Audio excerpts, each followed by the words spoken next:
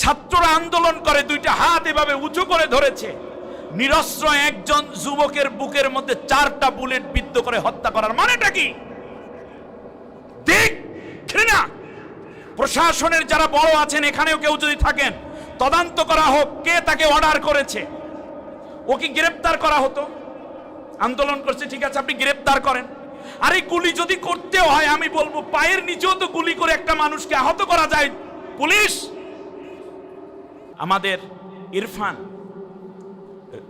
Residential school and কলেজের ছাত্রটা কি মেধাবী, ফুটফুটে। আমার কাছে সে কোরআন শিখেছে। আপনারা জানেন আমি রেসিডেন্সি স্কুল অ্যান্ড কলেজে আমি কোরআন শিখিয়েছিলাম। ছেলেটা এত মেধাবী, এত অমায়িক। আমি আজকে বিশেষ করে দাবি করব, আর কোন মায়ের কোল খালি করবেন না। তার কারণ একজন স্টুডেন্ট মানে আগামী দিনের সে প্রেসিডেন্ট অথবা ডিসি অথবা এসপি, আমার বাংলাদেশের প্রাইম মিনিস্টার, সে ঠিক কিনা বলেন? আমি ছাত্রদেরকে বলবো, কোনো সহিংস প্রোগ্রাম তোমরা দিবে না। গোটা জাতি তোমাদের প্রতি দয়া প্রদর্শন করছে। আমার বিশ্বাস প্রধানমন্ত্রী তিনি একজন মা, তিনি একজন দাদি, তিনি একজন নানি।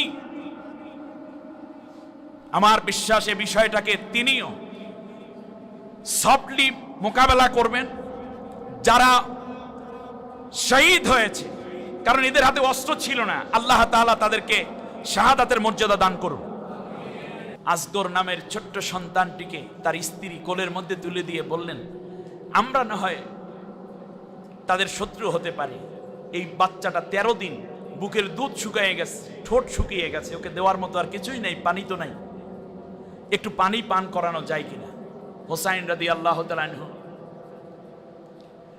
এভাবে উটের পিঠে মানে ঘোড়ার পিঠে এভাবে হাত উঁচু করে আসগরকে উঁচু করে ধরে বলেছিল, তোমরা একটু পানি দাও আমার এই সন্তানটার জন্য, এর তো কোনো দোষ নাই। হারমালা নামক এক ইয়াজিদ সৈন্য ইয়াজিদ হোসাইনকে লক্ষ্য করে তীর নিক্ষেপ করে, মনে করেছে এটাই সুযোগ, যেহেতু হাত উঁচু করেছে। হোসাইন রাদিয়াল্লাহু তাআলা হাত উঁচু করা মানে হচ্ছে, হারমালা চিন্তা করলো তার বুকে আর প্রোটেকশন নাই, তীর নিক্ষেপ করেছে বুকের মধ্যে, কিন্তু পড়েছে হযরতে আসগরের বুকের মধ্যে। এই তীরটা ভারিয়ে গেছে, একদিক দিয়ে পুশ হয়ে আর এক দিক দিয়ে বেরিয়ে গেছে, রক্ত ফিনকি দিয়ে বের হয়েছে। দৌড়ে ঘোড়া নিয়ে চলে গেলেন, স্ত্রীর কাছে গিয়ে বললেন, তোমার আসগরকে জনমের মতো পানি পান করাইয়া এনেছি, কোনো দিন আর তোমাকে কষ্ট দিবে না, কান্না করে তোমাকে আর কোনোদিন মা বলে তোমাকে আর চিৎকার করে ব্যথিত করবে না, জান্নাতের পানি পান করানো হয়ে গেছে। সুবহানাল্লাহ। আমার ভাইয়েরা, এরপরে যুদ্ধের এক পর্যায়ে জুরওয়া ইবনে শরীক তামিমি যখন দেখলো যে হোসাইন রাদিয়াল্লাহু তাআলা আনহু ফোরাতের কিনারে নেমেছেন, পানি এভাবে আজলা ভরে উঠিয়ে মুখের কাছে নিয়ে আবার ছেড়ে দিয়েছেন। কারণ যখনই মুখের কাছে পানি নিয়েছে তখন মনে পড়েছে আসগরের কথা, মনে পড়েছে কাসিমের কথা, মনে পড়েছে আকবরের কথা।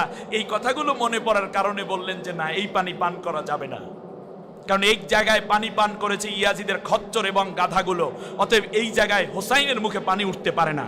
সুবহানাল্লাহ পড়বেন না আপনারা? যারা বীর পুরুষ তাদের চিন্তা থাকে অনেক উচ্চ মাপের, আর আপনি মুসলমান একটা বিড়ি পাইলে উড়িয়ে যান,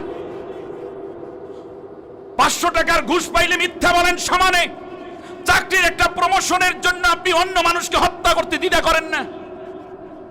আপনি কি মুমিন? আপনি হোসাইনের উত্তরসূরি হতে হলে আজকেই আপনাকে একেবারে কাটসাট করে হৃদয়টাকে পাক পবিত্র করতে হবে। হোসাইন রাদিয়াল্লাহু তাআলা আনহু কিনার বেয়ে উপরে উঠতে পারছেন না। হারমালা নামক জুরওয়া ইবনে শরীক তামিমি দেখতে পেল হোসাইন রাদিয়াল্লাহু তাআলা আনহু এক অবস্থায়, সাথে সাথে দৌড়ে গেল, তারপর বুকের উপর উঠে বসলো, ছুরি দিয়ে চালাচ্ছে বুকের উপরে। যখন ঘাড় কেটে ফেলতেছে বলতেছে যে তোমরা এই ছুরি দিয়ে কাটতে পারবে না, কারণ আমার নানাজি এখানে অনেকবার চুমু খেয়েছেন, যার কারণে গলাটা কাটা যাচ্ছে না। তার চেয়ে কাজ করো, আমার নিজের একটা ছুরি আছে, এই ছুরিটা দিয়ে আমাকে হত্যা করে ফেলো, তাহলে আমি শহীদ হয়ে যেতে পারি। সুবহানাল্লাহ। সেই দিন যাদেরকে হত্যা করা হলো তাদের মাথাগুলোকে আলাদা করা হলো। করুণ ইতিহাস শুনুন, মাথাগুলোকে আলাদা করে বর্ষার মাথায় সেগুলো বাঁধা হলো। তারপরে খণ্ডিত দেহগুলোকে সমানভাবে সাজানো হয়েছে, তার উপর দিয়ে ইয়াজিদ বাহিনী ঘোড়া চালাইয়া তারপর গোশত থেকে হাড্ডিগুলোকে আলাদা করে যতক্ষণ পর্যন্ত সম্পন্ন না করেছে ততক্ষণ পর্যন্ত কয়েক শতবার মরা লাশের উপর দিয়ে ঘোড়া চালাই গেছে। নৃশংসতা। হুসাইন রাদিয়াল্লাহু তাআলা আনহুর মাথা মোবারক নিয়ে যাওয়া হলো কুফার এক মসজিদে। সেই মসজিদেই নামাজ পড়তেছিলেন এক বৃদ্ধ সাহাবী, নাম ছিল যায়েদ ইবনে আরকাম রাদিয়াল্লাহু তাআলা আনহু। ইয়াজিদের পুত্র খাওলা ইবনে ইয়াজিদ একটা ছুরি নিয়ে এসে হুসাইন রাদিয়াল্লাহু তাআলা আনহুর ঠোঁটের মধ্যে খোঁচাচ্ছে, চোখের মধ্যে খোঁচাচ্ছে, আর ঠোঁট এবং চোখ দিয়ে দরদর করে রক্ত ঝরতেছে। যায়েদ ইবনে আরকাম রাদিয়াল্লাহু তাআলা আনহু শুনতে পেলেন কাকে যেন গালি দিচ্ছে। ওখান থেকে লাঠিতে ভর দিয়ে ভেতর থেকে, মসজিদের ভেতর থেকে বারান্দায় আসলেন। বারান্দায় এসে তিনি দেখতে পেলেন এই অবস্থা, হোসাইনের লাশ। সাথে সাথে মাথাটাকে তিনি টেনে তার বুকের মধ্যে নিয়ে নিলেন, এগালে ওগালে চুমা খায়, চোখের মধ্যে চুমা খায়, আর বলতেছে, আল্লাহর দুশমন, তুই কাকে গালি দিচ্ছিস? যাদের ব্যাপারে আল্লাহ সরাসরি আহলে বাইত বলে উল্লেখ করেছেন, কিয়ামত পর্যন্ত নবীর উম্মতেরা দোয়া করে ওয়া আলা আলি মুহাম্মদ, মানে কি আমরা মুহাম্মদ সাল্লাল্লাহু আলাইহি ওয়াসাল্লাম আহল পরিবার বর্গের উপরে সালাম পাঠাই, দুরূদ পাঠাই, ঠিক কিনা বলেন? তুমি তাকে কষ্ট দিচ্ছ, দুষ্টর সন্তান, তুমি দুষ্ট, এবার থেমে যাও। শেষ পর্যন্ত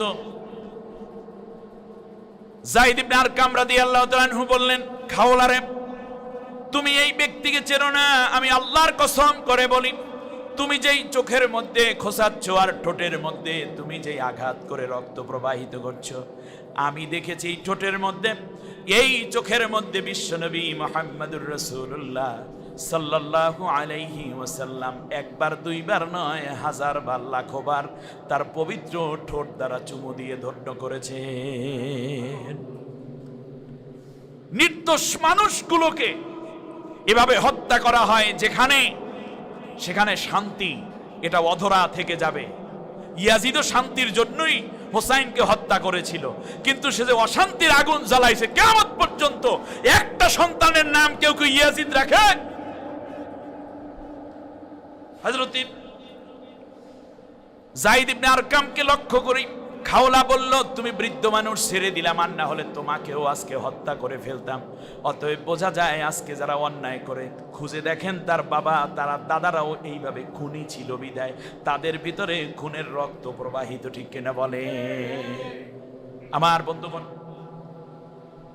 আমি আজকের কথা এখানেই শেষ করছি। তবে হোসাইন রাদিয়াল্লাহু তাআলা আনহু সেই দিন রাত্রে একটা আয়াত তেলাওয়াত করছেন, মিনাল মুমিনিনা রিজালুন সাদাকু মা আহাদুল্লাহ আলাইহি ফামিনহুম মান কাদা নাহবাহু ওয়া মিনহুম মান ইয়ানতাযির ওয়া মা বাদদালু তাবদীলা। সূরা আহজাবের এই 23 নম্বর আয়াত খুব সম্ভব হযরত হোসাইন বারবার তেলাওয়াত করছেন। আল্লাহ তাআলা বলছেন যে ওই শক্তিশালী ইমানদার লোকদের মধ্যে এমনও পুরুষ আছে যাদের একের পর এক হত্যা করা হচ্ছে, আর কাউকে হত্যার প্রস্তুত করা হচ্ছে, কিন্তু তারা একদিন যে আল্লাহ তাআলার উপরে বিশ্বাস করে কালেমা গ্রহণ করে তারা যে বায়াত নিয়েছিল, সেই জায়গা থেকে এক চুল পরিমাণ পিছপা হয়ে যায় নাই। সুবহানাল্লাহি বিহামদি। অতএব কালেমা পড়ে যেহেতু মুসলমান হয়েছি, সত্যের পথে থাকবো, সত্য কথা বলবো এবং অন্যায়ের প্রতিবাদ করব, অন্যায় রোধ করব, অন্যায়কে কোনোদিন প্রশ্রয় দেব না, ঠিক কিনা বলেন?